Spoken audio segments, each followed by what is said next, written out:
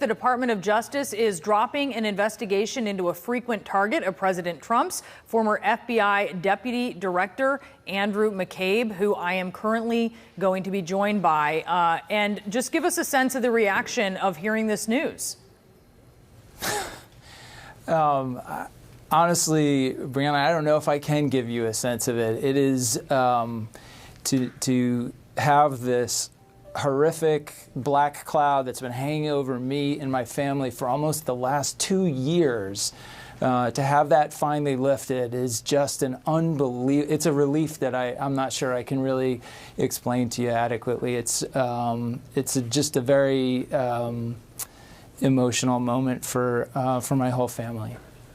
Tell me what it's been like then. I know it may be difficult to even absorb this news, which is so fresh. But what has it been like all of this time, having that, as you describe it, a black cloud hanging over you? You know, it was traumatic to leave the FBI, certainly in the way that I did, and that's been tough to live with. And the added insult and suspicion that comes with being under criminal investigation just made the entire experience a million times worse. And I have to say that as glad as I am that the Justice Department and the D.C. U.S. Attorney's Office finally decided to do the right thing today, it is an absolute disgrace that they took 2 years and put my family through this experience for 2 years before they finally drew the obvious conclusion, and one they could have drawn a long, long time ago. So this was, look, many observers looked at this investigation and they believed it to not have merit. To your point that it doesn't have merit, obviously you are not a completely objective party in that, right? But so I just want to put that out there, that there are a lot of observers, independent observers, who looked at this and said this doesn't make sense, as you have said.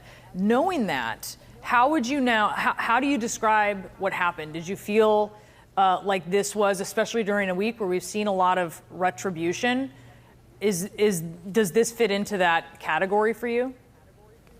Well, I mean, it's certainly, look, like all Americans, I've been greatly concerned by what I've seen take place in the White House and in the Department of Justice, quite frankly, in the last week. And certainly the president's kind of revenge tirade following his acquittal in the impeachment proceeding has only kind of amplified my concerns about what would happen in my own case. I have said from the very first day that we were notified by the Department of Justice that news of what should have been a confidential investigation was leaked to the public, that if they followed the law and they followed the facts, that I would have nothing to worry about. But as the president's interest in pursuing his perceived political enemies continued over the last 2 years, we were getting more and more concerned about where this would end up. Because quite frankly, we are seeing things happen every day in this country that many of us never, ever thought we'd see here. The pursuit of political enemies and the use of the criminal justice system and criminal investigations to exact some sort of revenge on those political enemies is not something that should be happening in the United States of America. You are familiar with all kinds of investigations that the Justice Department and the FBI does. How often do you have one that is this protracted and it just ends in a big nothing burger? It's exceedingly rare. I'm not aware of a similar situation in my 21 years in the FBI. This was a very simple situation. It was a very simple set of facts, uncontested facts. The IG makes criminal referrals to the Department of Justice based on their investigations many times a year. And in almost all of those cases, those referrals are declined, oftentimes before the ink is even dry on the IG's report. And for some reason, this one dragged on, despite the simplicity, the small number of witnesses involved, dragged on for almost 2 years. And against the backdrop of how we have seen the politicization of investigations, I just think that's incredibly concerning, and it should be concerning to all Americans. Do you believe this was done on the president's order? Well, I don't know. I don't know the answer to that. it's certainly the timing this week, coming on the tails of all the controversy over the Roger Stone sentencing, is curious.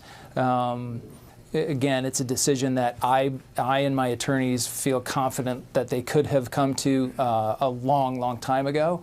But nevertheless, they did the right thing today by acknowledging that there was no place to take this and that no criminal charges should ever be brought on it. Where do you go from here? I mean, this was hanging over your head as you left your position as deputy director of the FBI, facing a lot of criticism from the president. What are your next steps? Well, I'm not sure I know just right away. I really am looking forward to celebrating with my family and friends. It's been so unbelievably tense and just such an incredible pressure on all of us. And we're all very happy. And I'm just so glad my kids don't have to live with this anymore.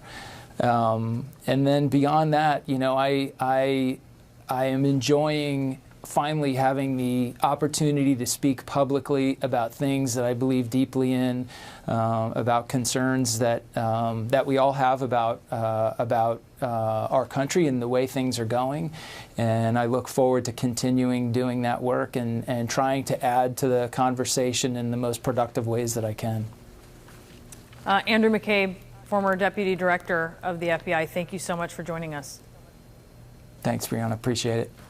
And this decision on the McCabe investigation comes less than 24 hours after Attorney General William Barr seemed to signal his independence from President Trump.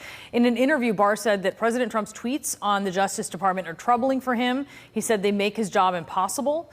But Barr's take on the tweets weren't unknown to the president. Barr had actually raised the issue with the president before the interview took place, sort of tipped him off. So the White House wouldn't have actually been caught completely by surprise by comments like these.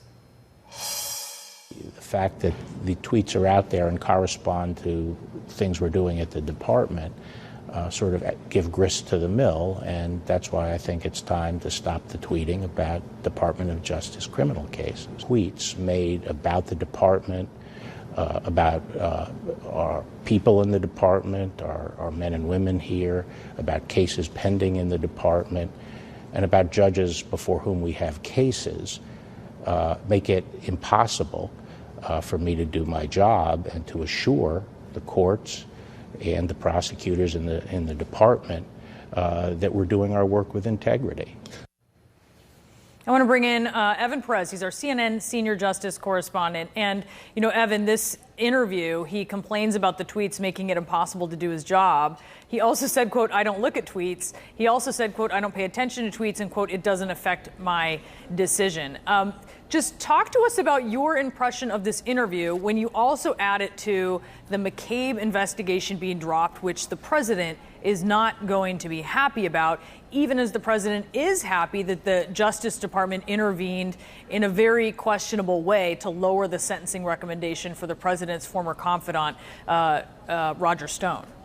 Yeah, there's a lot going on in what Bill Barr was trying to accomplish yesterday. He was trying to telegraph a message to the troops inside the department. He knew that people inside were getting very upset and certainly questioning the leadership of the department because of the recent events in the Roger Stone case, Brianna. But, you know, just be clear about one thing, and that is Bill Barr was also saying in that interview that he was standing by the way he handled the Roger Stone matter, that he overturned the recommendation from career prosecutors who were following the rules, the rules under the Trump administration, right? Which is they're supposed to be tough on crime. They were supposed to the guidelines of the department says that they are supposed to follow the rules on sentencing. So 7 to 9 years is exactly what the Trump administration says is the policy. And so these guys, these prosecutors, ended up getting in trouble with Bill Barr for following the very rules